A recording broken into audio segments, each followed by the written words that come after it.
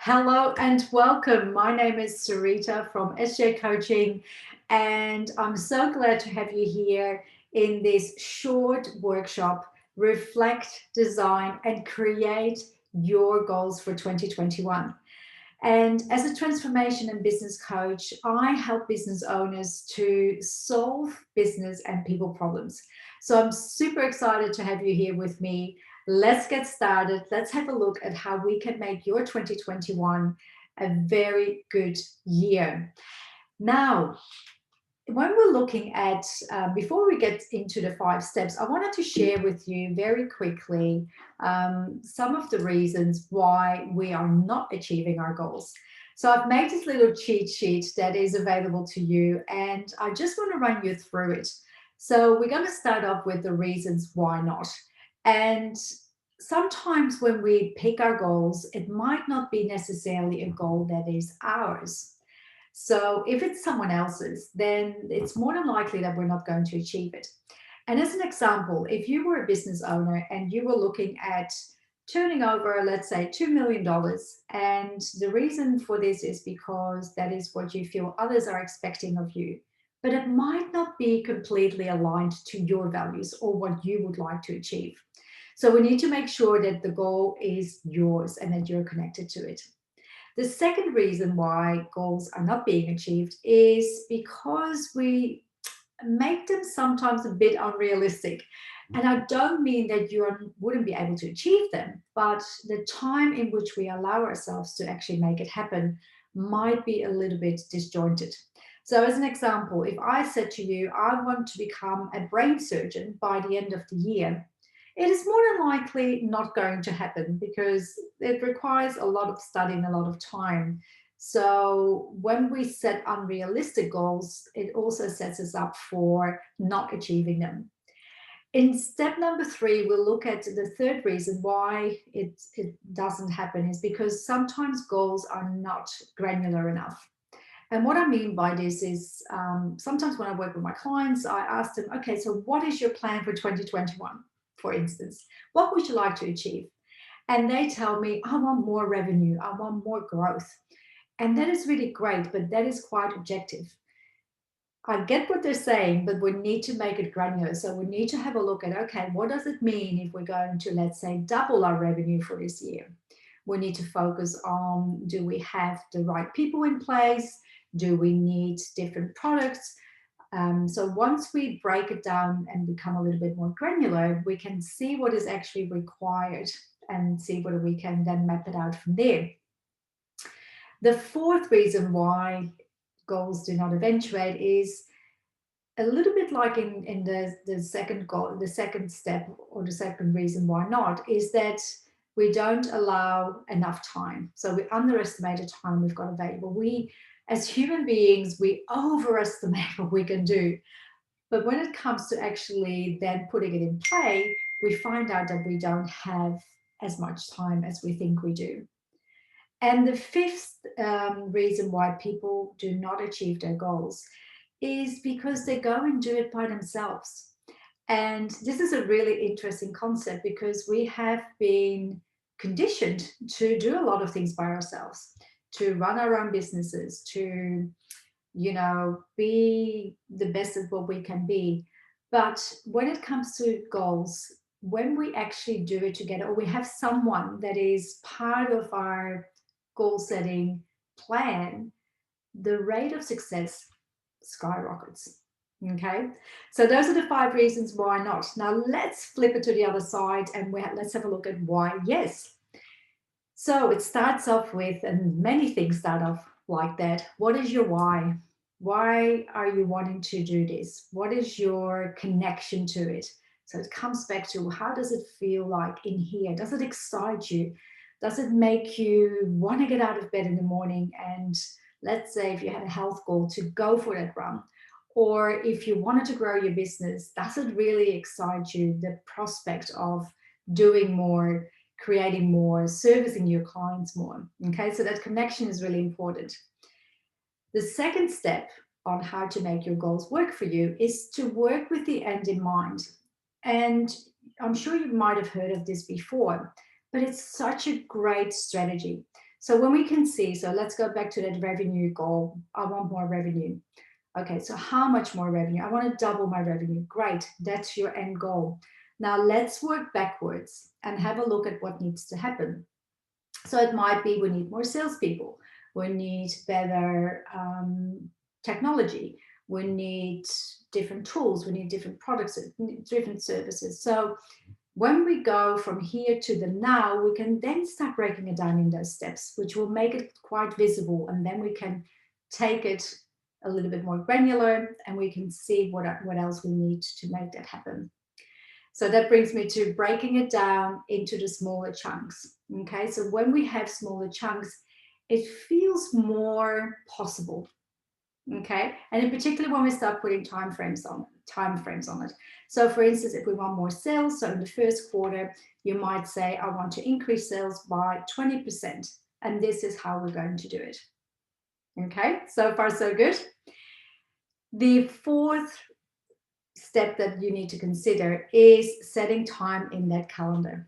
Okay, allow yourself to work on your goals. It's like working on your business rather than in your business, because when we're in it, time slips away. Okay, and that's very, very normal. So we want to make sure that we allow ourselves that time, we can put it aside. And I often say to my clients, because they tell me, and it's true, they're extremely busy with growing their businesses. However, there's always 5 or 10 minutes, even 15 minutes in your day you can put aside to specifically work on one aspect of your goal. And the last step is to share your goal with someone you feel comfortable with. Okay. And I've seen this work in so many different areas, whether it's your business or your personal life, or it is a combined goal that you might have with your family. When we come together, it's like this energy. It's almost like magical, because once we utter the words, it's out there and we now have something to work towards. And find someone that's positive, not someone that tells you, oh, you didn't do it, or you're not never going to achieve your goals. Find someone that you can connect with at that level. Okay, so I wanted to share this with you because I think it's quite important to understand why so many people do not achieve their goals, and I want to give you the best possible start to it. All right, so let's go to our next step, the first step. So I hope you've got pen and paper handy and ready to go, because what we're going to do next is we're going to have a look at self-reflection. And you might say to yourself, what has that got to do with goal setting? Well, it is important that when we achieve our goals, that we also reflect back on what it actually is that we have achieved, because sometimes we focus on the things that we didn't achieve. And one of my favorite sayings is energy flows where attention goes. So we want to make sure that we allow ourselves some time to step back and have a look at what we've actually achieved. So the three questions that I want you to ask yourself is, what went well? That's question number one. Then we have a look at what didn't go so well, and we write that down. And the third one is, what would you do differently?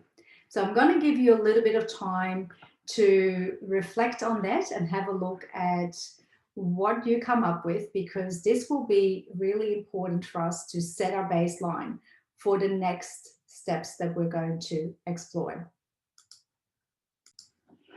All right, I hope you got that down and you've got the three questions answered. So let's move on to our next step, step number 2. And that is all around our soul.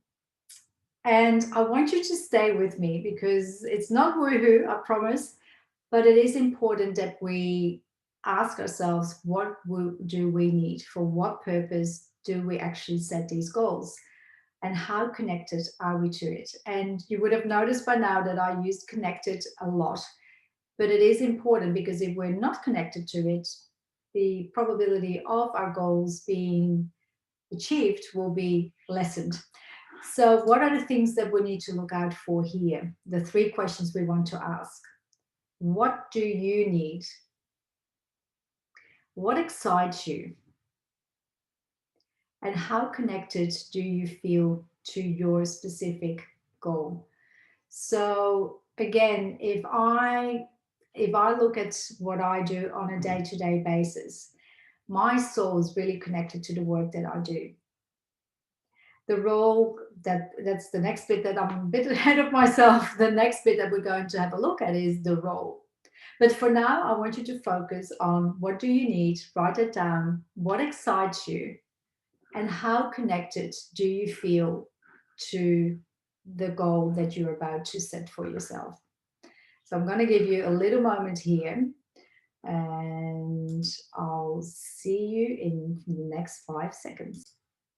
Okay, let's take a look at step number 3. We are doing well. We've done our self-reflection. We have got our soul. We've asked that question, the 3 questions that we've got there. And now we're going to have a look at the role. And what does it actually mean when we talk about the role? The role is, I guess, the purpose, the role we want to fill in the life that you are designing. And that could be either professionally, that could be personally. So the role is really important because that is what allows us to, once we know what excites us and how connected we are, that actually cements it. So if you understand the role that you want to play and the purpose that you've got for your goal, it will help us to combine at the last step, the 3 together. Okay, so these are the questions that we are looking for here. What is your purpose? What role do you want to play? And what will this mean to you? So in this year, a lot of people have had changes, and we have had to reconsider in some areas. We've done working from home, we've homeschooled, we've created complete different outcomes and objectives than where we started. So with that, we now have an opportunity to really have a good look at what role do you want to play? What is your purpose right now? Because from studies that have been recently conducted, it became very clear that our behavioral change, that we've had behavioral changes from people taking, for instance, really high risks, to being more moved to wanting to stabilize and to have a level of cautiousness. Our values have changed in terms of what was important to us maybe 9 months ago might not be the case any longer. So by checking in with the role, you get a really good insight on, is what happened 9 months ago or what was important to me then, is that still important to me now? So take a moment, put those answers together, because in the next step, we're actually going to talk about the actual goal that we are about to set. So I hope you brought some goals with you so you can actually start working on them. Okay, so we are at step number 4, and we are getting ready to design the goals that we are looking at putting into the universe so we can start achieving and creating and designing the lives that we so much deserve, whether it's in our businesses or in our life. So what do we need to look out for in step number 4? Obviously, we need to get clear on what your goal is. We know that we've looked at the soul connection to it, we've looked at the role that we want to play, and now it's time, as those 2 are aligned, to have a look at the goal. So firstly, what is your goal? Okay, so as I mentioned earlier, if we look at, I want to, let's say, lose weight, or I want to have more money, or I want to be more healthier, those are very objective goals. Okay, so we want to have a look at what does it actually mean. We want to go to the granular level. But firstly, we need to define what is your goal. Then we need to look at, okay, what's the end game? So if we know what the end game is, it doesn't necessarily mean we know all the steps, but at least we've got it at a higher level, which makes it easier to then work backwards as we looked at why people succeed with their goals. And the last question is, and this is a really important one, what are you willing to do? And there's one more question that leads from this one, is what must you do that you might not want to do? Achieving our goals often requires a change. It could be a change of habits, it could be a change of environment, it could be giving up something, letting go of something. So you might have all of the earlier steps in play, but what are you willing to do is going to be the question. So if you want to become healthier and you buy yourself a gym membership, it doesn't mean that you're going to get healthier. I'm sure you've heard this one before.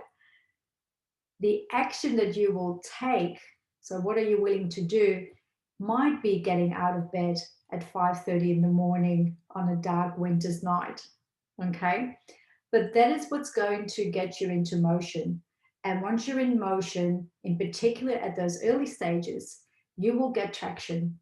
And from traction, you will get excitement, you will feel more connected, and you will be feeling more driven to achieve your goals.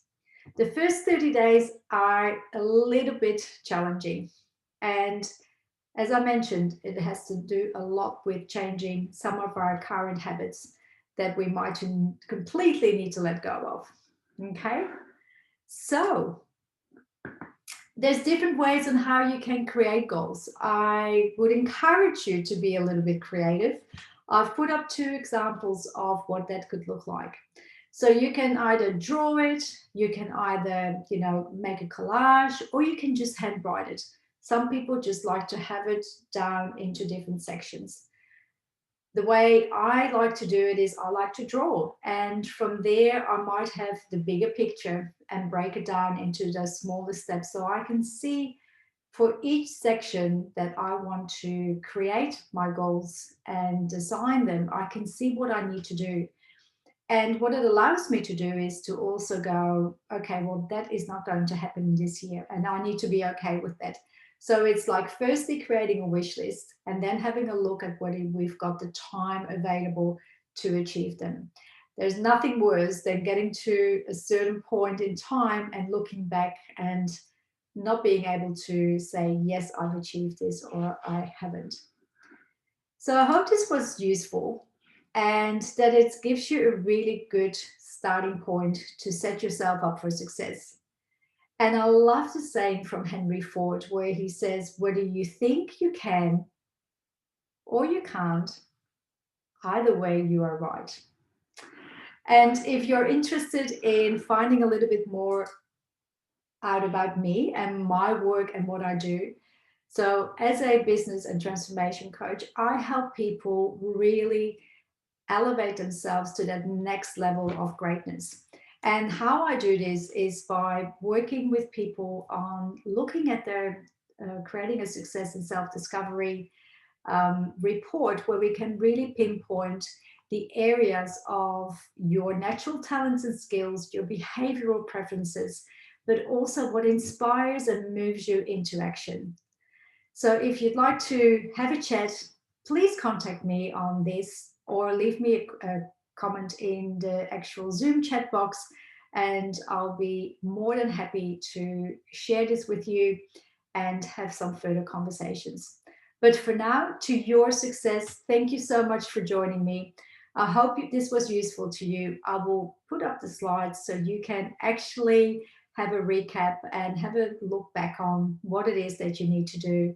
And I wish you all the success for 2021. Thank you for joining me.